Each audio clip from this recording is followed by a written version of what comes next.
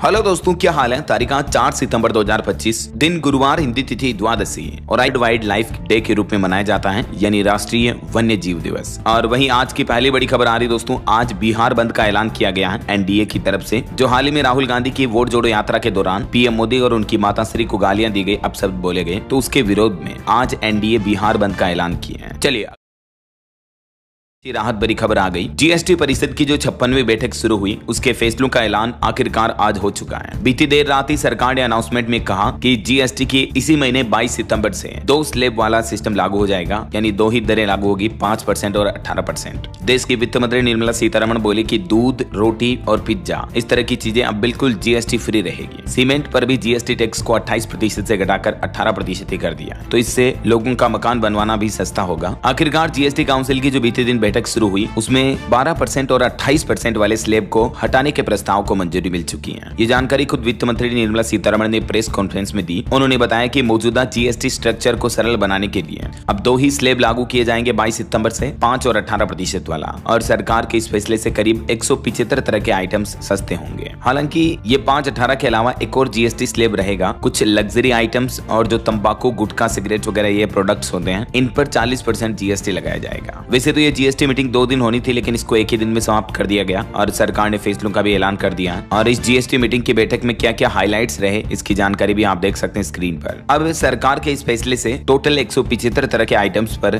GST की दरों में कटौती आएगी, यानी रोजमर्रा की लाइफ में काम आने वाली ढेर सारी चीजें सस्ती होगी। जैसे काफी फूड आइटम हो गए, बादाम, snacks, ready to eat item, jam, घी, मक्खन, अचार, मुरबा, चटनी, automobile, tractor, electronics, AC, fridge, refrigerator वगैरह, गाड़ियां वगैरह, समझ रहे हो, ढेर सारी चीजें जो रोजमर्रा की लाइफ में काम आती हैं, तो वो अब सस्ती देखने को मिलेगी। और ये देश में केंद्र की नरेंद्र मोदी सरकार का अब तक का सबसे बड़ा बदलाव रहा है। वित्त मंत्री ने कहा कि हम ये सुनिश्चित करने जा रहे हैं कि जीएसटी स्थिर रहे और स्थायी रहे। हम जीएसटी के मुआवजे को लेकर भी कदम बढ़ा रहे हैं। दूध, छेना, पनीर वगैरह इस तरह के डेयरी प्रोडक्ट्स पर भी अब कोई टैक्स नहीं लगेगा। रोटी, पराठे वगैरह को भी कर से मुक्ति दी गई है। और भी किन किन चीजों पर अब टैक्स नहीं देना पड़ेगा आपको, जिससे कि ये चीजें अब आपको सस्ती मिलेगी, तो कुछ और आइटम्स की लिस्ट आप देख सकते हैं। एक तो खाद्य पदार्थों पर सरकार ने बड़ी राहत दी है। मक्खन, घी, बटर, ऑयल, चीज वगैरह, ये सब चीजों पर जो अभी टैक्स 18% या 12% था, उसको भी घटाकर 5% ही कर दिया। इसके अलावा भी खजूर, अंजीर, आम, संतरा, नींबू जैसे सूखे फलों पर भी जो जीएसटी पहले 12% देना पड़ता था, तो अब 5% ही लगेगा। और कुछ चीजों पर जहां पहले 5% था, उन पर अब बिल्कुल 0% टैक्स लगेगा, यानी वो जीएसटी से बिल्कुल ही बाहर हो जाएगी। और भी कुछ आइटम्स देख सकते हैं जो 12 से 18 स्लैब से 5% वाले स्लैब में आ गए।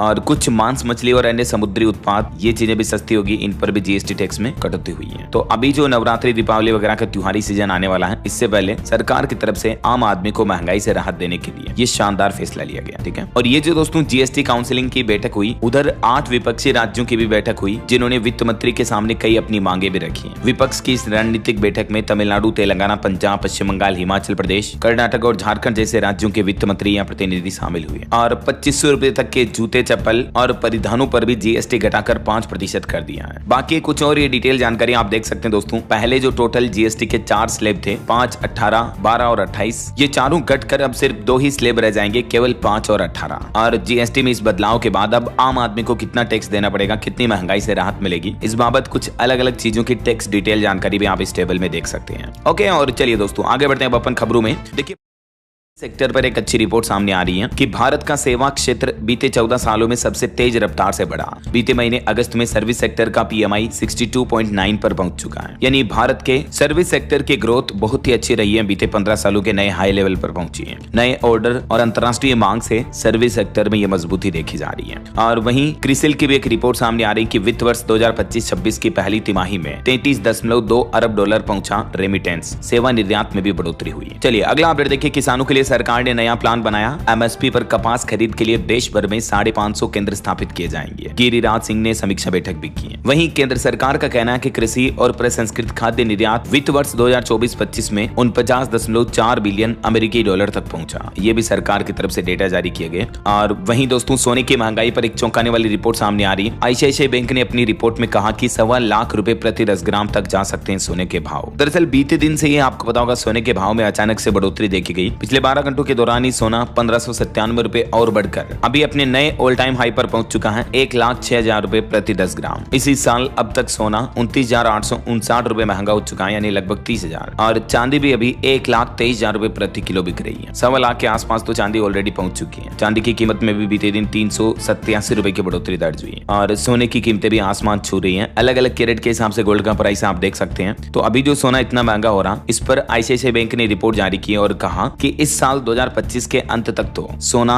99,500 से लेकर 1,10,000 रुपए प्रति 10 ग्राम पर बीच में कारोबार करेगा, मतलब बीच में बना रहेगा। लेकिन अगले साल 2026 की पहली 6 माही में ही सोने का दाम 1,10,000 रुपए से बढ़कर 1,25,000 रुपए प्रति 10 ग्राम तक बढ़ जाएगा। हालांकि सोने की अमेरिकी घटनाक्रमों से प्रभावित होगा, तो अमेरिकी गवर्नमेंट टैरिफ वगैरह पर क्या फैसले लेती है, डॉलर रुपया विनिमय दर पर भी सोने की कीमतें टिकी रहती हैं। तो जैसे जैसे अमेरिका की और भू राजनीतिक घटनाएं देखने को मिलेगी, सोने की कीमतों के अपडेट हमें पता चल जाएंगे, है ना। चलिए अगली खबर देखिए। अमेरिका से पहली बार भारत को हस्तांतरित होगी परमाणु तकनीक। 5 सालों के प्रयास के बाद रास्ता साफ हुआ। आखिरकार अमेरिकी कंपनी अपनी परमाणु प्रौद्योगिकी भारत को हस्तांतरित करने जा रही है। भले ही अभी टैरिफ की वजह से भारत के साथ तनावपूर्ण अमेरिकी संबंध चल रहे हो, लेकिन इनके बीच ये भारत के लिए बड़ी उपलब्धि मानी जा रही है, क्योंकि अमेरिका की फ्लोसर्व कॉर्पोरेशन ने भारत की कोर एनर्जी सिस्टम लिमिटेड के साथ देश में परमाणु ऊर्जा जरूरतों को पूरा करने के लिए अपने प्राइमरी कूलेंट पंप पीसीपी प्रौद्योगिकी के हस्तांतरण यानी टेक्नोलॉजी शेयर पर सहमति बनी है। दोनों कंपनियों के बीच समझौता हुआ, तो ये एक बहुत ही अच्छी बात है इंडिया अमेरिका के बिगड़ते रिश्तों के बीच, है ना। वैसे भारत को लेकर एक अच्छी रिपोर्ट ये भी सामने आ रही है कि भले ही अमेरिका भारी भरकम टैरिफ लगा रहा हो, लेकिन एक झटके में अमेरिकी टैरिफ के नुकसान की भरपाई हो जाएगी, क्योंकि 4 देशों ने हामी भी भर दी है। इन 4 देशों का जल्दी भारत के साथ एफटीए यानी फ्री ट्रेड एग्रीमेंट व्यापार समझौता हो जाएगा। 1 अक्टूबर से ही प्रभावी लागू होगा। कानूनी रूप से भी प्रारूप शामिल हुआ और इस समझौते से भारत को $100 अरब से भी ज्यादा का निवेश मिलेगा। तो ये एक भारत के लिए अच्छी बात है। देखिए भारत व ईएफटीए के बीच भी व्यापार समझौता फाइनल हो चुका है, जो कि 1 अक्टूबर से लागू होगा। खुद स्विट्जरलैंड की तरफ से इस बात की जानकारी दी गई और एक अच्छी रिपोर्ट ये भी सामने आ रही है कि भारत अमेरिका के बीच भी ट्रेड डील नवंबर महीने तक होने की उम्मीद है। देश के वाणिज्य मंत्री पीयूष गोयल बोले कि चीजें जल्द ही पटरी पर लौटेगी। अभी भारत पर भले ही अमेरिका ने 50% टैरिफ लगा रखा हो, लेकिन जल्दी दोनों देशों के बीच व्यापार समझौता ट्रेड डील होने की उम्मीद है। इधर अमेरिकी राष्ट्रपति डोनाल्ड ट्रंप ने भी एक बयान में कहा कि भारत टैरिफ लगाकर हमें मार रहा है। मैं टैरिफ को सबसे बेहतर समझता हूं। पहले उन्होंने कहा था कि भारत का अमेरिका से एक तरफा रिश्ता है, उसके बाद अब उन्होंने भारत पर सीधा एलिगेशन लगाया और कहा कि भारत हम पर टैरिफ लगाकर हमें मार रहा है। देखिए जरा, चलिए अगला अपडेट देखिए। रिलायंस जियो कंपनी का यूजर बेस 50 करोड़ के पार पहुंचा। यह आंकड़ा अमेरिका, यूके और फ्रांस जैसे देशों की कुल आबादी से भी ज्यादा है और इस मौके पर जियो कंपनी ने कई ऑफर्स भी पेश किए, यानी जियो के कुल यूजर्स की संख्या 500 मिलियन से भी ज्यादा हो चुकी है और भारत की सबसे बड़ी टेलीकॉम कंपनी बन चुकी है रिलायंस जियो। अभी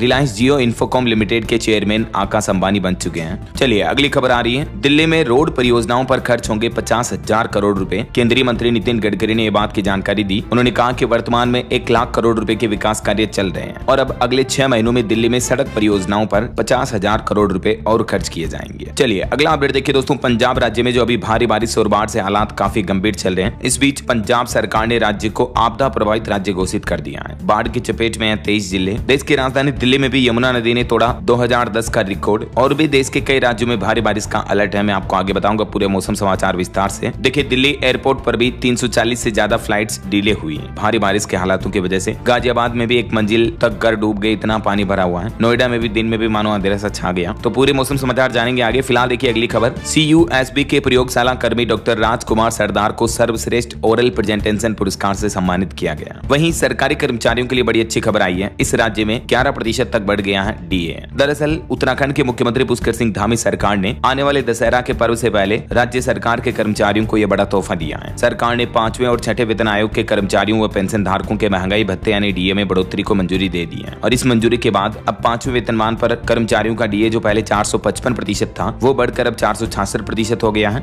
और 6ठे वेतनमान वालों के लिए DA जो 246% था वो बढ़कर 252% हो गया। तो इससे उत्तराखंड राज्य के लाखों कर्मचारियों को और पेंशन धारकों को हर महीने 1200 से 2200 रुपए तक अतिरिक्त लाभ मिलेगा ना। और कब से मिलेगा ये बढ़ा हुआ DA का लाभ? तो समाचार एजेंसी ANI की रिपोर्ट के मुताबिक जनवरी 2025 से ही उत्तराखंड सरकार ये बढ़े हुए महंगाई भत्ते का लाभ देगी सरकारी कर्मचारियों को, है ना। चलिए अगला अपडेट आ रहा। महाराष्ट्र के मंत्री छगन भुजबल ने मराठों को कुणबी प्रमाण पत्र देने का विरोध किया। उन्होंने कहा कि अब वो कोर्ट भी जाएंगे। अभी एक दिन पहले आपको पता होगा मराठा आरक्षण को लेकर जो आंदोलन चल रहा था, अनशन पर थे मनोज जरांगे, तो सरकार ने उनकी कुछ मांगे मान ली। उसके बाद उन्होंने हड़ताल भी खत्म कर दी। इस बीच अब महाराष्ट्र के मंत्री की तरफ से यह बड़ी घोषणा की गई। और कुछ बड़ी हेडलाइंस न्यूज सुर्खियां देखिए दोस्तों। इजराइल हमास युद्ध के बाद अब गाजा में कम से कम 21,000 बच्चे विकलांग हो गए। संयुक्त राष्ट्र समिति की रिपोर्ट में चौंकाने वाला खुलासा सामने आ रहा। देखिए युद्ध की वजह से कितनी भयंकर तबाही मचती है। इन डेटा, इन आंकड़ों को देखकर आप अंदाजा लगा सकते हैं। हजारों लाखों बच्चे और बड़े लोग मारे गए वो तो अलग है, लेकिन 21,000 बच्चे तो विकलांग हो गए जो जीवन भर अब परेशानियों का सबब झेलेंगे। और वही खबर है जम्मू के अखनूर में बाढ़ में फंसे 44 नागरिकों को भी बीएसएफ ने रेस्क्यू किया। दिल्ली में यमुना नदी का जलस्तर भी 207 मीटर बढ़ा। निचले इलाकों में बाढ़ का खतरा बढ़ा है। केंद्रीय गृह मंत्री अमित शाह के आवास पर भी बिहार विधानसभा चुनावों को लेकर बैठक हुई। प्रधानमंत्री नरेंद्र मोदी ने सभी देशवासियों को कर्मा पूजा की ढेरों शुभकामनाएं भी दी। और केंद्रीय कृषि मंत्री शिवराज सिंह चौहान आज गुरुवार को पंजाब राज्य का दौरा करेंगे, बाढ़ के हालातों का जायजा लेंगे। वहीं पाकिस्तान, बांग्लादेश और अफगानिस्तान से भारत आए अल्पसंख्यकों के लिए राहत की खबर है। दिसंबर 2024 तक आए हिंदू, सिख, बौद्ध, जैन, पारसी और ईसाई अब भारत में रह सकेंगे, क्योंकि गृह मंत्रालय ने आदेश जारी करके पासपोर्ट और वीजा की अनिवार्यता से छूट का ये बड़ा फैसला लिया है ऐसे लोगों के लिए ना। चलिए आगे बढ़ते हैं खबरों में। देखिए आप, सुप्रीम कोर्ट में इस महत्वपूर्ण मुद्दे पर सुनवाई हुई और इसमें राज्यों ने कहा कि राज्यपाल का कानून बनाने में कोई रोल नहीं है। बंगाल, तेलंगाना और हिमाचल राज्यों ने सुप्रीम कोर्ट में दलील दी। राज्यपालों और राष्ट्रपति के लिए डेडलाइन से जुड़े मामले की सुनवाई के दौरान पश्चिम बंगाल, तेलंगाना और हिमाचल की सरकारों ने विधेयक को रोक कर रखने की विवेकाधिकार शक्ति का विरोध किया। विधानसभा से पास बिलों पर राष्ट्रपति और राज्यपाल की मंजूरी की डेडलाइन तय करने वाली राज्यों की याचिकाओं पर यह सुप्रीम कोर्ट में लगातार 7वें दिन भी सुनवाई हुई। और इसमें राज्यों ने यह बात कही कि कानून बनाना विधानसभा का काम है, इसमें राज्यपालों की कोई भूमिका नहीं है, वे केवल औपचारिक प्रमुख होते हैं। चलिए अगला अपडेट देखिए। कर्नाटक हाईकोर्ट बोला यूट्यूब पर झूठी आपत्तिजनक बातें फैल रही हैं और मानहानि कानून इन्हें रोकने के लिए काफी नहीं है।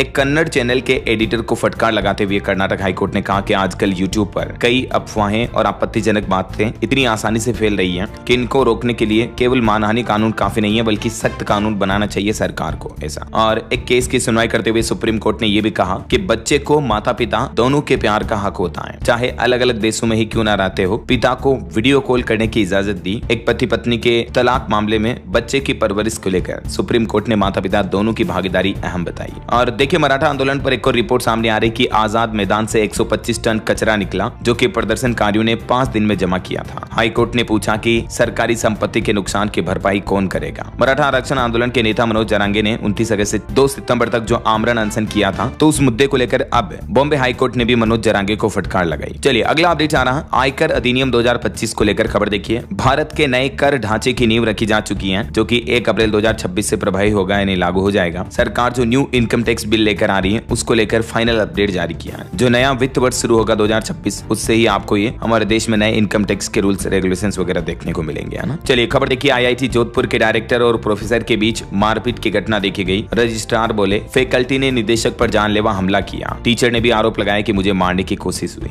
ये बड़ी कंट्रोवर्सी हो गई आईआईटी जोधपुर परिसर में। और खबर है राहुल गांधी और केंद्रीय कृषि मंत्री शिवराज सिंह चौहान आज पंजाब अमृतसर आएंगे। बाढ़ प्रभावित इलाकों में गुरदासपुर और कपूरथला का दौरा भी करेंगे। और वहीं खबर देखिए। हरियाणा की यूट्यूबर ज्योति मल्होत्रा की डिफॉल्ट बेल याचिका खारिज हुई। पुलिस की 2 एप्लीकेशन मंजूर की। कोर्ट ने चालान के पब्लिश होने पर रोक लगाई। 10 तारीख को अब इनकी अगली पेशी होगी। पाकिस्तान के लिए जासूसी करने के आरोप में अभी भी जेल में बंद है ज्योति मल्होत्रा। और वहीं देखिए हरियाणा की टीचर मनीषा की जो मौत हुई थी, उस मामले पर अब हरियाणा भिवानी पहुंची सीबीआई की टीम, जहां का ये मामला है। जांच सौंपने के 8 दिन बाद सीबीआई टीम आई। हरियाणा पुलिस से रिकॉर्ड मांगा। हत्या है या इस मामले में खुद मनीषा ने एक कदम उठाया, इसका राज अब सीबीआई खोलेगी। और देखिए हरियाणा में 5 लाख का एक इनामी मेनपाल बादली भी गिरफ्तार हुआ, जो कि 7 साल से कंबोडिया में छिपा था। चाचा की हत्या कर गैंगस्टर बनने का आरोप है इस पर। और खबर देखिए। केंद्रीय मंत्री नितिन गडकरी बोले डीपीआर बनाने वाले कल्प्रिट हैं। 3500 करोड़ से बना मनाली कुल्लू फोरलेन टूटा। अधिकारियों को भी अंधा बताया उन्होंने। और वहीं इधर भाजपा ने विपक्ष पर फिर से फर्जी वोटर आईडी के आरोप लगाए। भाजपा बोले कि खेड़ा की पत्नी के पास भी 2 वोटर आईडी कार्ड हैं। उन्होंने डिटेल शेयर की।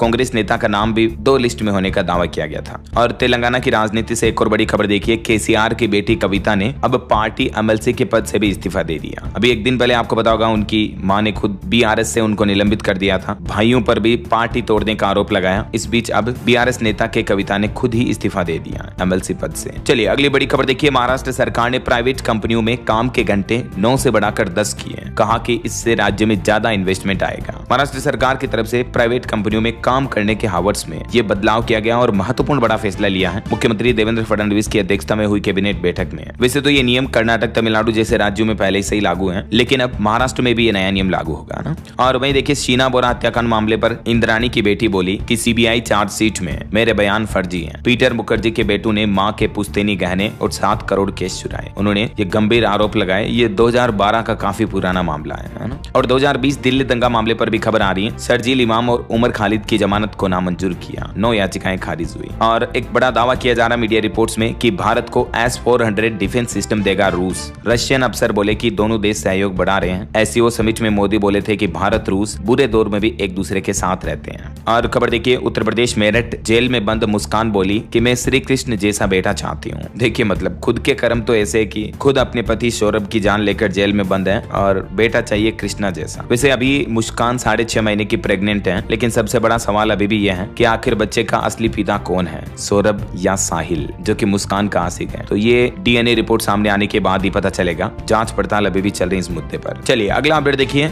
गाँव में भी अब जीवन, स्वास्थ्य और संपत्तियों को मिलेगा कवर, यानी इंश्योरेंस, बीमा वगैरह का लाभ मिल पाएगा। दिसंबर तक बीमा विस्तार के लॉन्चिंग की भी तैयारी की जा रही है। दरअसल ग्रामीण भारत के लिए जीवन, स्वास्थ्य और संपत्ति को कवर करने वाला बीमा उत्पाद बीमा विस्तार दिसंबर 2025 तक लॉन्च किया जा सकता है। ये जानकारी इंडस्ट्री संगठन की तरफ से दी गई। एक उद्योग संगठन ने बताया, जिसके तहत प्राइवेट इंडस्ट्री का भी ये प्लान है। प्रत्येक व्यक्ति को 5 लाख रुपए तक का इंश्योरेंस कवर दिया जाएगा। ग्रामीण क्षेत्रों में बीमा की पहुंच बढ़ाने के लिए एक नया उत्पाद लॉन्च किया जाएगा ना। अच्छा, वैसे इंश्योरेंस सेक्टर पर एक और समझौता हुआ है। एक्सिस मैक्स लाइफ इंश्योरेंस ने ग्रामीण इलाकों में पहुंच बनाने के लिए इंडिया पोस्ट पेमेंट बैंक के साथ भी एक समझौता करार किया है। इसका भी मकसद यही है, रूरल एरिया में इंश्योरेंस की जागरूकता और पहुंच को बढ़ाना है। और वहीं खबर देखिए, वित्त मंत्री निर्मला सीतारमण ने सिंगापुर के प्रधानमंत्री के साथ बातचीत की। सीमा पार डेटा प्रवाह, पूंजी बाजार में सहयोग समेत कई अहम मुद्दों पर वार्तालाप हुई। बहरहाल अभी तो अपन कुछ और महत्वपूर्ण और काम की खबरें देखेंगे दोस्तों, लेकिन फिलहाल वक्त हो चला है आज के ताजा मौसम समाचार जानने। यमुना नदी ने पिछले कई सालों का रिकॉर्ड तोड़ दिया। अभी इतनी भयंकर बाढ़ के हालातों में यमुना बह रही है कि मुख्यमंत्री ऑफिस तक भी पानी पहुंच चुका है और राजधानी के शमशान घाट भी बंद हुए हैं। दिल्ली में आज रात 11 बजे तक यमुना का लेवल 207.44 मीटर दर्ज हुआ और दिल्ली एयरपोर्ट पर भी लगभग 350 फ्लाइट्स डिले हुई। कुछ और अलग अलग राज्यों के मौसम के हालात देखिए दोस्तों। पंजाब राज्य बाढ़ प्रभावित और आपदाग्रस्त राज्य घोषित हो चुका है। अब सेना की मदद मांगी गई। वडिंग बोले कि पीड़ितों की सेवा कर लौट रहे कांग्रेस ब्लॉक प्रधान की गोली मारकर जान ले ली गई। पंजाब के 1300 से भी ज्यादा गाँव में अभी बाढ़ आई हुई है और देखिए दिलजीत संभालेंगे 10 गाँव का जिम्मा, तो एमी विर्क ने भी गोद लिए 200 घर। बाढ़ के बीच पंजाबी फिल्म स्टार्स ने भी लोगों के लिए मदद का हाथ बढ़ाया। वहीं राजस्थान की भी एक घटना देखिए, मकान गिरने से एक युवक की मौत हो गई। नदी में बहने लगा ट्रैक्टर भी। जयपुर शहर के कई पोस्ट इलाके डूब गए। आज और कल भी राजस्थान के 26 जिलों में भारी बारिश का अलर्ट रहेगा। मध्य प्रदेश में भी इंदौर, भोपाल समेत कई जिलों में देर रात से तेज बारिश जारी रही। श्योपुर में बाजार डूबा, हरदा में गांव का संपर्क भी कटा। वहीं बिहार के मानसून का लाइव अपडेट देखिए। नालंदा, मुंगेर में तेज बारिश हुई। 23 जिलों में अलर्ट जारी हुआ। राजगीर में मैच के दौरान मैदान में भी पानी भर गया। ये तस्वीरें आप देख सकते हैं। और पहाड़ी राज्य हिमाचल में देखिए 7 सितंबर तक स्कूल कॉलेज बंद किए गए। शिमला में चलती बस पर चट्टानें गिरी, जिसमें 2 महिलाओं की मौत हो गई। एयरपोर्ट से 5 हेलीकॉप्टर मांगे मदद के लिए। और बाढ़ की स्थितियों के बीच पंजाब में भी स्कूलों की छुट्टियां बढ़ाई गई। हिमाचल प्रदेश के डीजीपी ने भी भारी बारिश के बीच सभी अधिकारियों को पूरी तरह से तैयार रहने के निर्देश दिए हैं। और हरियाणा में देखिए दोस्तों 4 जिलों में प्राइवेट और सरकारी स्कूलों में छुट्टियां घोषित हुई। 3 नदियां ओवरफ्लो चल रही हैं। हथिनी कुंड बैराज पर SDRF के जवानों को तैनात किया गया। बीते 24 घंटों में ही हरियाणा में 11 लोगों की मौतें हुई। वैसे अभी हरियाणा के 7 जिलों के लिए गग्गर नदी भी खतरा बनी हुई है। नदी किनारे बने घरों में दरारें आ गई, जमीनें भी धंसने लगी है। ये तस्वीरें आप देख सकते हैं। और वहीं हरियाणा के अंबाला में भी देखिए दोस्तों टांगरी नदी ओवरफ्लो हो रही है। प्रशासन ने लोगों को घर न छोड़ने का आदेश दिया। कई जगहों पर कॉलोनियों में 5-5 फुट तक पानी भरा हुआ है। SDRF के जवान तैनात हुए यहाँ भी। और उत्तर प्रदेश की ये कुछ तस्वीरें देखिए। बाढ़ में डूब रहे तेंदुए के शावक को बचाया गया। पीलीभीत में शमशान और हाईवे भी डूब गए। सड़कों पर दाह संस्कार करना पड़ रहा, इतनी गंभीर स्थितियां चल रही है। बाकी मेरठ वगैरह में आज भी स्कूल बंद रहेंगे। हालांकि स्काईमेट वेदर की रिपोर्ट में लेटेस्ट अपडेट में बताया गया कि इस महीने सितंबर के अंत तक बारिश घट सकती है। जून, जुलाई, अगस्त महीनों जितना बादल सितंबर में नहीं बरसेंगे, लेकिन अभी फिलहाल शुरुआती दिनों में तो अच्छी जमकर बारिश देखने को मिल रही है ना। और भी दोस्तों अगले 24 घंटों के दौरान मौसम की संभावित गतिविधियां देश भर में क्या रह सकती हैं, जिसकी जानकारी आप देख सकते हैं स्क्रीन पर। ओके, और चलिए मौसम के बाद अब अपन कुछ मार्केट अपडेट्स पर नजर डाल लेते हैं। देखिए बीते दिन भी भारतीय शेयर मार्केट में अच्छी तेजी रही। सेंसेक्स 410 अंक चढ़कर 80,568 पर बंद हुआ। निफ्टी में भी 135 अंक की तेजी देखने को मिली। वहीं खबर है, एक अमेरिकी ट्रेडिंग कंपनी चेन स्ट्रीट ने मार्केट रेगुलेटर सेबी पर केस दर्ज किया। सिक्योरिटी सिक्योरिटीज अपीलेट ट्रिब्यूनल में अपील दायर की है। शेयर बाजार में हेरफेर से जुड़ा यह मामला है। और खबर है दोस्तों, जोमेटो से खाना मंगाना फिर से हुआ महंगा। फेस्टिवल सीजन से पहले प्लेटफॉर्म फीस 20% और बढ़ा दी कंपनी ने, तो अब 10 रुपए की जगह 12 रुपए चार्ज लगेगा ना। निवेशकों के लिए भी खबर है, टाटा कैपिटल का आईपीओ इस महीने सितंबर के अंत में ओपन होगा। 17,200 करोड़ रुपए जुटाएगी कंपनी। और खबर आ रही, इनसाइडर ट्रेडिंग की आशंका को दूर करने के लिए अनुपालन सख्त करें बैंक। सेबी प्रमुख तुहिन कांत पांडे ने बात की जानकारी दी है। चलिए मार्केट के बाद आगे बढ़ते हैं खबरों में। देखिए आप, पाकिस्तान का एक और पर्दाफाश हुआ है। टीआरएफ के जरिए विदेशी फंडिंग से आतंक फैलाया जा रहा था। एनआईए की जांच में खुलासा हुआ है। चलिए अगली खबर देखिए, एक बड़ी सड़क दुर्घटना हो गई दोस्तों। छत्तीसगढ़ में बोलेरो ने श्रद्धालुओं को रौंदा, जिसमें 3 लोगों की मौत हो गई। जशपुर का यह मामला है, जहां गणेश विसर्जन करने जा रहे थे सभी श्रद्धालु और तभी पीछे से बोलेरो ने रौंद दिया। चलिए अगला अपडेट देखिए, कुछ अंतर्राष्ट्रीय न्यूज खबरें आ रही हैं। चीन ने अमेरिका तक मार करने वाली मिसाइलें दिखाई। विक्ट्री डे परेड में माओ जैसी ड्रेस में पहुंचे राष्ट्रपति शी जिनपिंग, कहा कि हम डरते नहीं, आगे बढ़ते हैं। वहीं खबर आ रही कि चीन से किम जोंग का झूठा गिलास ले गए बॉडीगार्ड्स। पुतिन से मुलाकात के बाद फिंगरप्रिंट भी मिटाए, सीक्रेट जानकारी लीक होने का खतरा है। और चीन की विक्ट्री डे परेड की ये कुछ और तस्वीरें देखिए। चीनी सेना में शामिल हुए रोबोट भेड़िए भी, बिना पायलट के उड़ने वाला फाइटर जेट और पानी के अंदर चलने वाला ड्रोन भी। चाइना ने अपना 80वां विक्ट्री डे मनाया और इस दरमियान ये शक्ति प्रदर्शन किया। वहीं खबर आ रही, रूसी राष्ट्रपति पुतिन के सामने फिर ईयरफोन नहीं लगा पाए पाकिस्तानी पीएम। रूसी राष्ट्रपति ने उनको सिखाया कि ऐसे लगाते हैं। 3 साल पहले भी ऐसी गलती कर चुके हैं शहबाज। उनका ये वीडियो भी सामने आ रहा, देख सकते हैं आप। और खबर देखिए, पुतिन और जिनपिंग ने इंसान के 150 साल जीने और अमर होने पर बात की और ये बातचीत माइक में भी रिकॉर्ड हुई। रूस के राष्ट्रपति व्लादिमीर पुतिन और चीनी राष्ट्रपति की ये सीक्रेट बातचीत रिकॉर्ड हो गई। और खबर देखिए, नॉर्थ कोरिया के सुप्रीम लीडर किम जोंग की बेटी पहली बार नॉर्थ कोरिया के बाहर दिखाई दी। अपने पिता के साथ वो चीन के विक्ट्री परेड में शामिल होने आई थी। दावा किया जा रहा है कि वो अगली लीडर होगी। और खबर है, भारत और जर्मनी दोनों देशों के बीच व्यापारिक सुगमता बढ़ाने पर भी चर्चा हुई। स्पेस व रक्षा क्षेत्रों में सहयोग बढ़ाने की तैयारी चल रही है। फार्मा एक्सपोर्ट पर भी खबर आ रही है। रूस, नीदरलैंड और ब्राजील में फार्मा निर्यात बढ़ाएगा भारत। अमेरिकी टैरिफ से निपटने की भी तैयारी की जा रही है। वहीं मूडीज की एक रिपोर्ट देखिए, भारी मंदी के कगार पर है अमेरिका। मूडीज ने चेतावनी जारी करते हुए कहा कि 1/3 अर्थव्यवस्था अमेरिका की पहले से ही संकट में है। मूडीज एनालिटिक्स के मुख्य अर्थशास्त्री की तरफ से अमेरिकी राष्ट्रपति डोनाल्ड ट्रंप को भी ये चेतावनी दी गई। चलिए खेल समाचार पर खबर देखिए, साउथ अफ्रीका ने 7 विकेट से जीता लीड्स वनडे मैच। और हॉकी एशिया कप के सुपर 4 में भारत कोरिया के बीच मैच विड्रॉ हुआ, स्कोर 2-2 से बराबर रहा। और वहीं खबरें, विधानसभा चुनाव को लेकर बीजेपी बनाएगी अभियान और चुनाव समिति भी। दिल्ली में बैठक के बाद बोले दिलीप जायसवाल, विपक्ष के भ्रम को तोड़ेंगे। 25 सितंबर तक कार्यकर्ता सम्मेलन का आयोजन होगा। हिमाचल प्रदेश में भी देखिए एक बड़ी घटना हो गई, बस पर चट्टानें गिरी, 2 महिलाओं की मौत हो गई। महाराष्ट्र, केरल और उत्तर प्रदेश के टूरिस्ट भी इसमें घायल हो गए। रामपुर से शिमला आते वक्त ये हादसा हुआ। चलिए अगली खबर देखिए, अब दवाओं का लाइसेंस मिलना आसान होगा। ड्रग्स और क्लिनिकल ट्रायल्स के नियमों को बदल रही है सरकार, जिससे कि हमारे देश के फार्मा सेक्टर को फायदा होगा। अब ये डिटेल आप देख सकते हैं कि इसमें मुख्य बदलाव क्या होगा। चलिए खबर देखिए, बिहार, झारखंड और छत्तीसगढ़ के रेल यात्रियों के लिए खुशखबरी। 23 अक्टूबर से चलेगी छठ स्पेशल ट्रेन भी। 5 सितंबर को उपेंद्र कुशवाहा की बड़ी रैली आयोजित होगी। उन्होंने कहा कि संवैधानिक अधिकार है हमारा, परिसीमन सुधार का मुद्दा रखेंगे। और देखिए, पाकिस्तान में एक घटना हो गई, क्वेटा में रैली के दौरान ब्लास्ट हुआ, जिसमें 14 लोगों की जान चली गई, 30 से ज्यादा घायल हो गए। वहीं 6 सितंबर को बिहार के मुख्यमंत्री नीतीश कुमार भी राजपुर का दौरा करेंगे। कई विकास परियोजनाओं का मुख्यमंत्री उद्घाटन करेंगे यहाँ। और बिहार पटना में देखिए, पहली बार 800 मीटर ट्रैक पर दौड़ी मेट्रो ट्रेन। खामियों को जांचने के लिए पहला ट्रायल रन पूरा हुआ। खुद मंत्री देखने पहुंचे पीएम मोदी, जल्दी इसका उद्घाटन कर सकते हैं 15 तारीख के आसपास। और ऑटो इंडस्ट्री से खबर आ रही, मारुति की नई एसयूवी विक्टोरिस स्पेस की कंपनी ने इसे क्रैश टेस्ट में 5 स्टार सेफ्टी रेटिंग मिली। इसमें हाइब्रिड और सीएनजी वेरिएंट दोनों ही ऑप्शन मिलेंगे।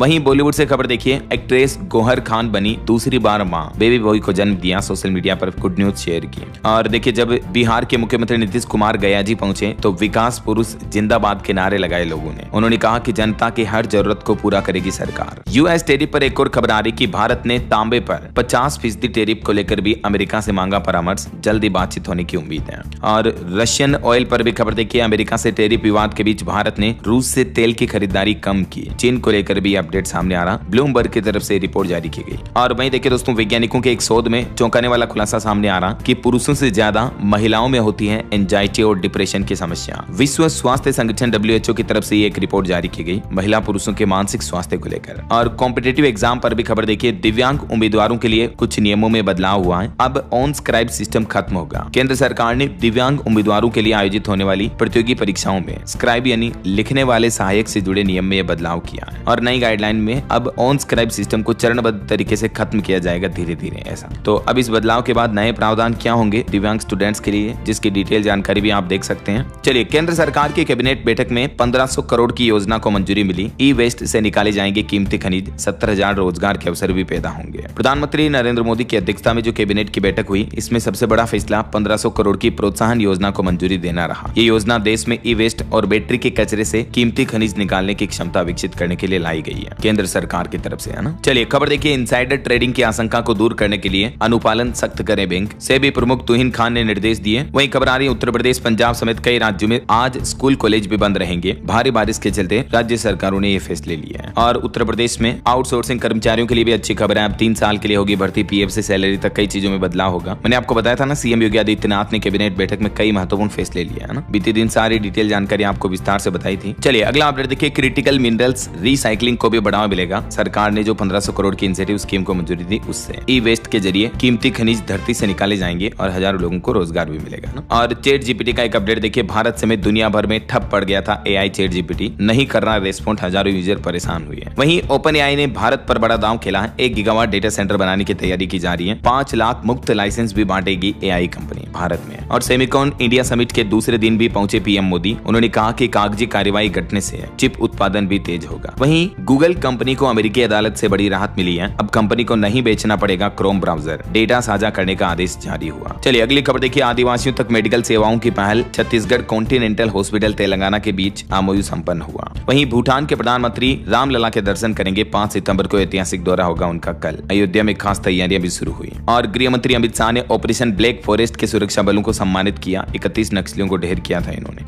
यूपी कानपुर में शिवालय पार्क बनाने का फैसला वापस लिया। मायावती ने योगी सरकार को कहा धन्यवाद। समंदर में बढ़ेगी अब भारत की ताकत, नौसेना को जल्द मिलेगी 9 नई सबमरीन। कीमतों पर हो रहा मंथन, भारत सरकार और रक्षा मंत्रालय इस नई डील को पूरी करने को लेकर बातचीत कर रहे हैं। और वहीं देखिए, उत्तर प्रदेश में बाराबंकी में लाठी चार्ज पर भी सीएम योगी ने बड़ा एक्शन लिया। सीओ को हटाया, चौकी की पूरी पुलिस फोर्स को लाइन हाजिर कर दिया। और वहीं देखिए दोस्तों, ग्रेटर नोएडा वालों के लिए भी खुशखबरी, जल्द ही शुरू होगा एक्वा मेट्रो विस्तार, बनेंगे 11 स्टेशन भी। और खबर आ रही कि फूड प्लेटफॉर्म स्विगी ने भी 3 सप्ताह में तीसरी बार बढ़ाई प्लेटफॉर्म फीस। अब 5-10 रुपए में काम नहीं चलेगा, बल्कि जो इससे पहले 12-14 था उसे भी अब बढ़ाकर 15 रुपए कर दिया है। यानी हर ऑर्डर पर ग्राहकों को 15 रुपए एक्स्ट्रा देना होगा। चलिए खबर देखिए, भारत ने अफगान छात्रों के लिए 1000 ऑनलाइन छात्रवृत्ति की घोषणा की है। अफगानिस्तान में युवाओं के उच्च शिक्षा को समर्थन देने के लिए ये सरकार की बहुत ही अच्छी पहल है। और वही देखिए, ट्रांसजेंडर के अधिकारों पर होगा राष्ट्रीय सम्मेलन का आयोजन। राष्ट्रीय मानवाधिकार आयोग अध्यक्ष होंगे इसके मुख्य अतिथि। 4 सितंबर को आज ही ये सम्मेलन होना है। और उत्तर प्रदेश के मुख्यमंत्री योगी आदित्यनाथ की कैबिनेट बैठक में 1600 करोड़ के निवेश प्रस्तावों को मंजूरी मिली। इन 4 कंपनियों को जारी होंगे एलओसी भी। वहीं यूपी में बनेगी एक और 4 लेन सड़क, चौड़ीकरण के लिए भी 1500 पेड़ काटे जाएंगे। बाराबंकी में लखनऊ महबूबाबाद मार्ग को विस्तार करने को लेकर ये प्लान है। और यूपी कैबिनेट में एक और बड़ा फैसला लिया गया, 3 साल होगा राज्य विधि आयोग के अध्यक्ष का कार्यकाल भी है। वहीं खबर है, बिहार में 14 से 18 सितंबर तक होगा शिक्षकों का ट्रांसफर। ऑनलाइन आवेदन 5 से 13 सितंबर तक लिए जाएंगे। और बिहार में 22 विशेष सर्वेक्षण पदाधिकारी कर्मी भी नौकरी से बर्खास्त किए गए। हड़ताल से नहीं लौटने पर सरकार ने बड़ी कार्यवाही की। चलिए दोस्तों, अब अपन कुछ और स्टेट न्यूज अपडेट देख लेते हैं फटाफट से। देखिए, आसाराम बापू को गुजरात हाईकोर्ट से भी नहीं मिली राहत, अंतरिम जमानत बढ़ाने से इनकार कर दिया। गुजरात केस में सजा स्थगन वाली याचिका पर भी 22 तारीख को सुनवाई होगी। वहीं राजस्थान में शहीदों के स्मारक के लिए फ्री जमीन देगी सरकार। कॉलेज यूनिवर्सिटी की लैंड का एरिया भी घटाया। भू आवंटन की नई पॉलिसी में राजस्थान सरकार ने ये 2 प्रमुख बदलाव किए हैं। यूनिवर्सिटी और कॉलेजों के लिए डिटेल जानकारी आप देख सकते हैं। और वहीं देखिए, राजस्थान के दौसा में भी एक घटना हो गई। 1 लाख के इनामी डकैत को लेकर जा रही पुलिस वैन भिड़ी, ड्राइवर की मौत हो गई। वहीं राजस्थान सरकार ने एक और नया नियम लागू कर दिया है। अब मनमानी फीस वसूलने पर सीधा रद्द होगा कोचिंग इंस्टीट्यूट का रजिस्ट्रेशन। ये नया बिल भी विधानसभा में पास हो चुका है। कांग्रेस विधायक ने पार्टी लाइन के खिलाफ जाकर इसका समर्थन भी किया। और राजस्थान डोमेस्टिक ट्रेवल मार्ट का आयोजन 12 सितंबर से होगा जयपुर में। वहीं राजस्थान में 6 शिक्षकों को मिलेगा Mala Mathur memorial lifetime achievement award भी।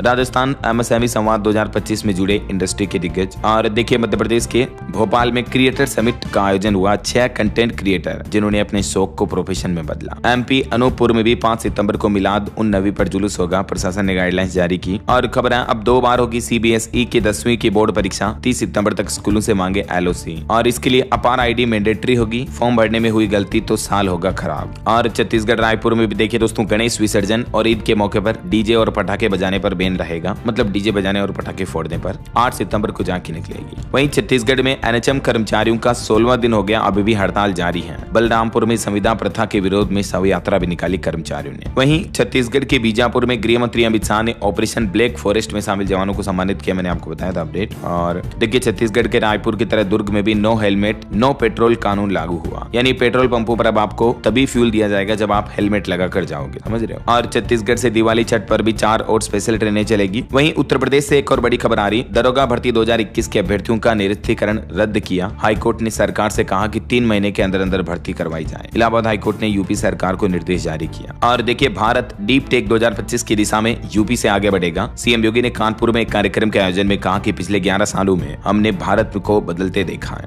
विकसित यूपी 2047 के लिए भी सीएम योगी ने सुझाव मांगे। QR कोड और ऑनलाइन पोर्टल भी लॉन्च हुआ। ये ऑनलाइन पोर्टल का एड्रेस है, देख सकते हैं आप, samarth-uttarpradesh.up.gov.in। योगी सरकार का भी प्लान है भारत के साथ उत्तर प्रदेश को भी 2047 तक विकसित किया जाए। तो इस मिशन के लिए अब यूपी की आम जनता भी सुझाव दे पाएगी कि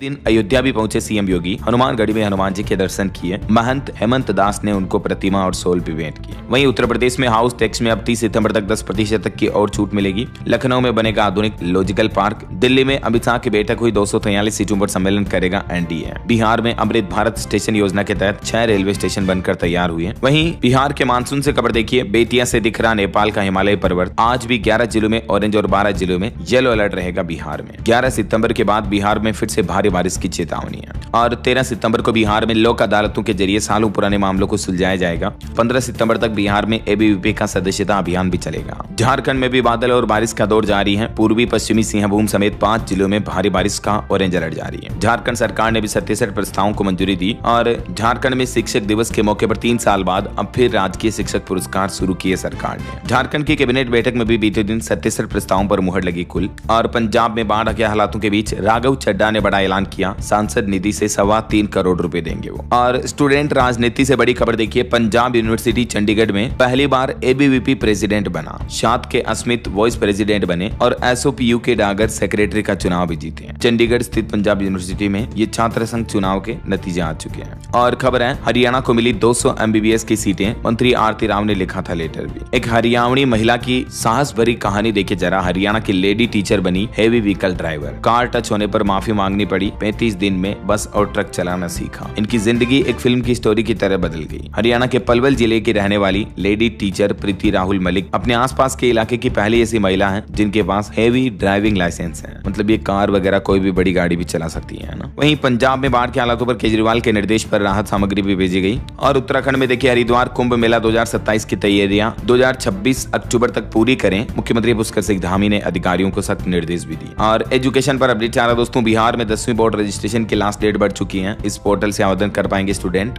और सरकारी नौकरी पर भी खबर है, इंटेलिजेंस ब्यूरो में 455 पदों पर भर्ती निकली है। 10वीं पास को भी मौका है। इसकी लास्ट डेट रहेगी 28 सितंबर, ठीक है। और BPSC में भी RBTS होम्योपैथिक कॉलेज में सहायक प्रधानाध्यापक के 18 पदों पर भर्ती की आखिरी आवेदन तारीख बढ़ी। उम्मीदवार अब 20 सितंबर तक आवेदन